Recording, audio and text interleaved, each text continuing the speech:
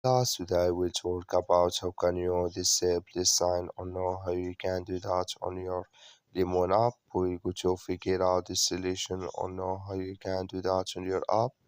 So you just follow these ways, then it's going to work with you. All you have to do, you just go down, click here in this sign down here.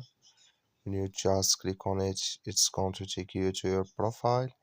It's going to show for you like this here. Then you go above this sign, click on it.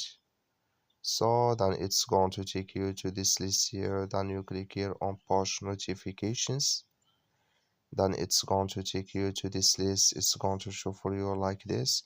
Come here to campaigns and events. Just click in this sign or this color.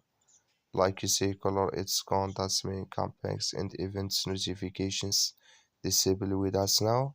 That's all you have to do. Thank you for watching. Don't forget to support us by like and subscribe.